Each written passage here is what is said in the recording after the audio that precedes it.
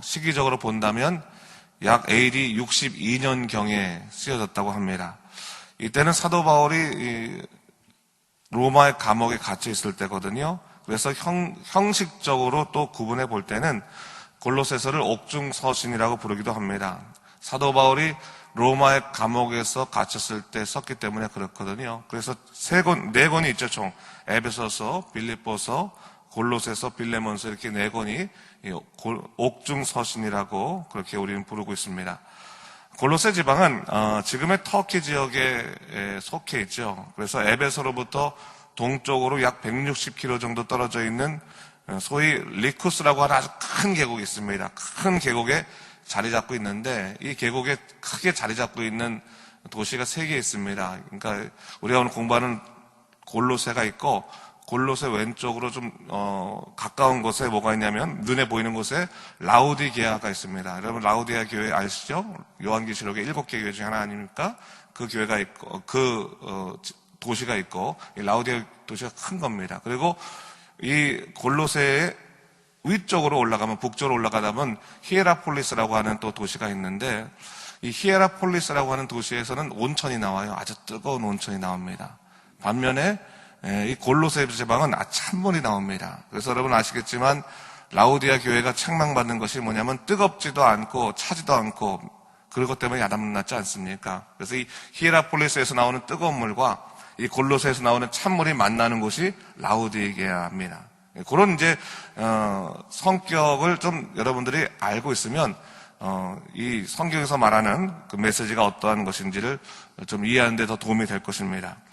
골로새 교회는 바울이 직접 설립한 교회는 아니었습니다. 하지만 바울이 제3차 전도 여행 중에 에베소에서 특별히 두란노 선에서 가르칠 때 그때 말씀을 듣고 성도가 된 골로새 출신인 에바브라이에서 세워진 교회가 바로 이 골로새 교회였습니다.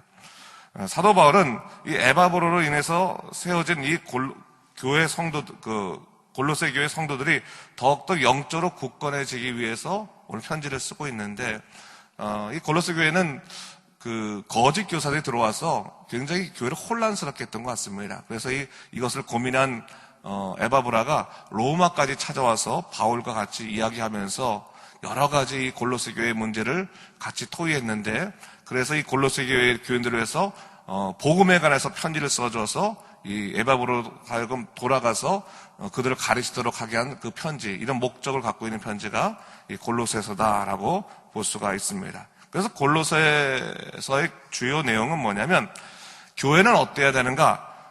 그리스도가 머리 되어서 중심이 되어야 되는 것이 교회다라고 말하면서 다른 어떤 철학이나 종교도 이 그리스도가 중심이 되는 복음에 감이 돼서는 안 된다. 오직 예수 그리스도만 가르쳐줘야 된다라고 하는 것을 강조하고 있는 기독론적인 책이 바로 골로새서다라고 볼 수가 있겠습니다. 그래서 이 골로새서를 보게 되면요, 그리스도는 누구신가? 또한 그리스도를 중심으로 산다는 것은 무엇인가? 또 그리스도를 중심으로 세워진 교회는 무엇인가?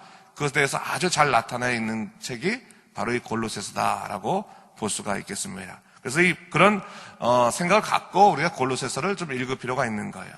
자, 우선적으로 1장 1절을 보겠습니다. 사도 바울은 편지를 시작하면서 골로새 교인들에게 감사 인사를 하고 있는 것을 볼 수가 있습니다. 그래서 첫 번째로 뭘 얘기하고 있냐면 자기를 소개할 때 하나님의 뜻으로 말미암아 그리스도 예수의 사도된 바울, 이렇게 얘기하고 있는 것을 볼 수가 있어요. 이것은 사도 바울의 신앙 고백이라고 할 수 있는 것이죠. 여러분, 오늘날 우리가요, 하나님의 자녀가 된 것은 하나님의 뜻으로 말미암은 것입니다. 내 뜻이 아닌 하나님의 뜻으로 우리가 하나님의 자녀가 된 것입니다. 가끔 우리는 내가 예수를 믿어서 신앙생활을 시작했다고 생각하기 쉬운데, 사실 여러분, 하나님께서 여러분들 안에 예수 그리스도에 대한 생각을 심어주지 않으시면 절대로 우리는 예수를 믿을 수 없는 겁니다. 그런 의미에서 여러분, 하나님의 택정함 안에서 우리가 하나님의 섭리 가운데서 택정함을 입은 백성이라는 사실을 잊지 말아야 되는 것이죠. 하나님의 뜻으로 말미암아 그리스도의 사람이 되었으니 하나님의 뜻으로 말미암아 하나님께서 그 인생을 이끄신다라고 하는 것입니다. 그래서 여러분, 어떠한 삶의 어려움이 있더라도요, 그 어려움에 지지 마십시오.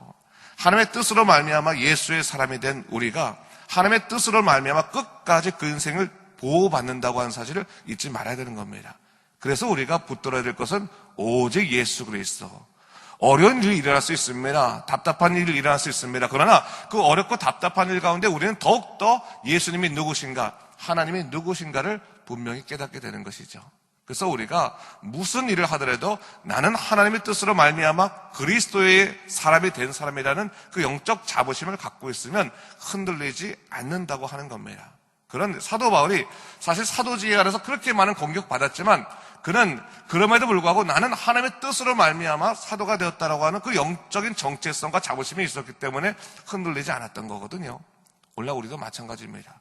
세상에 어떠한 일이 있다 할지라도 오직 예수 그리스도로 말미암아 부름받은 우리 자신에 대해서 기뻐하면서 항상 주님의 뜻에 따라 살아갈 수 있는 믿음의 사람으로 굳건히 서야 될 것입니다. 그런 부분에서 우리가 이 부분들을 좀 이해할 필요가 있고요. 자, 오늘 본문을 보게 되니까 3절에서 사도 바울이 골로새 교인을 위해서 기도할 때마다 하나님께 감사한다, 그렇게 이야기하고 있는 것을 볼 수 있습니다. 우리 4절과 5절 말씀을 한번 같이 읽도록 하겠습니다. 시작. 이에 그리스도 예수 안에서 너희의 믿음과 모든 성도에 대한 사랑을 들었으며 너희를 위하여 하늘에 쌓아둔 소망으로 말미암으니 곧 너희가 전에 복음 진리의 말씀을 들은 것이라 했어요. 사도 바울은 로마까지 찾아온 에바브라로부터 이 골로새 교인들의 활발한 영적인 생활에 관한 소식을 들었습니다. 어떤 소식입니까? 믿음과 소망과 사랑에 관한 좋은 소식을 들었다고 하는 겁니다. 그렇죠? 이런 믿음과 소망과 사랑이 풍성하다고 하는 말은 하나님께서 그들의 마음속에 역사하시고 또 함께 계시다라고 하는 증거죠, 여러분. 그래서 그렇다면 이런 좋은 일이 어떻게 일어나는가? 그에 대해서 6절과 7절 말씀에 또 이렇게 얘기하고 있습니다. 6절과 7절 말씀을 또 같이 한번 읽어보도록 하겠습니다.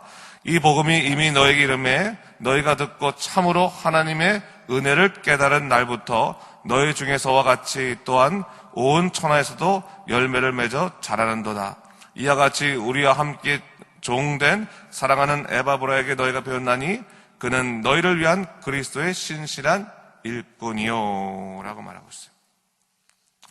골로새 교인들이 믿음과 소망과 사랑의 좋은 소식을 갖게 된 것은 복음으로 말미암은 것이다, 분명히 얘기하고 있죠.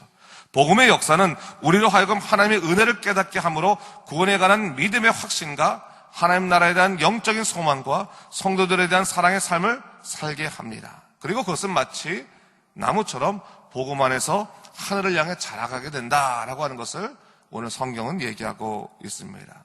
여러분, 그렇습니다.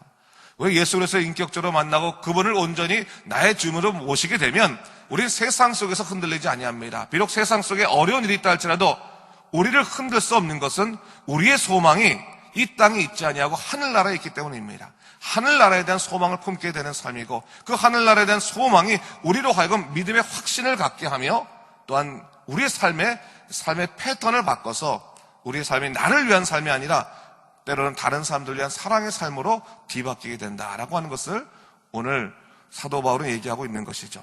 바로 그러한 놀라운 삶이 복음을 너희가 들은 다음부터 시작된 삶이다라고 하는 것을 다시 한번 정리해주고 있습니다. 복음이면 충분하다고 하는 것이죠. 지금 골로새 교회에서의 문제가 뭡니까? 복음으로만은 안 된다, 예수 그리스도로만은 안 된다, 다른 것이 있어야 된다라고 하는 거짓 교사들의 가르침이 넘쳐나고 있을 때, 공격이 있을 때 다시금 사도 바울이 정리해 주는 건 뭡니까? 복음만으로 충분하다, 예수 그리스도만으로 충분하다라고 하는 것을 다시 한번 확인해 주고 있는 겁니다. 그러면서 뭘 얘기하고 있습니까? 그 바로 이 복음을 너에게 전파해 준 사람이 누구냐? 바로 복음의 일꾼인 에바브로다. 에바브로가 너에게 그 복음을 전파하고 있는 것이다. 너희가 에바브로에게 배워서 하나님의 은혜를 깨닫고 그 복음의 열매가 온 천하에서도 열매를 맺어 자라나고 있다, 그렇게 얘기하고 있습니다. 사도 바울이 이렇게 말한 이유가 뭐겠습니까? 조금 전에 얘기했지만 당시 골로새 교회에 침입한 이단으로 말미암아 복음만을 가르치는 에바브라의 권위가 흔들리고 있기 때문에 그런 겁니다. 복음만으로 안 된다고 이야기하는 거짓 교사들의 가르침으로 성도들이 지금 흔들리고 있는데 그때 사도 바울이 다시 한번 정리하고 있는 것이죠. 야, 에바브로에게 잘못 배운 게 아니라 에바브로에게 제대로 배운 거다. 근데 너희가 지금 복음이 아닌 다른 것에 눈을 돌리기 시작하니까 예수 그리스도가 눈에 보이지 않지 않느냐. 예수 그리스도만 바라봐라. 그 얘기를 지금 하고 있는 겁니다. 여러분 신앙생활 할 때요, 예수님만 바라보시기 바랍니다. 충분합니다. 예수님만 바라보시고 그분의 십자가를 붙드시기 바랍니다. 충분합니다. 다른 것 붙들 필요 없습니다.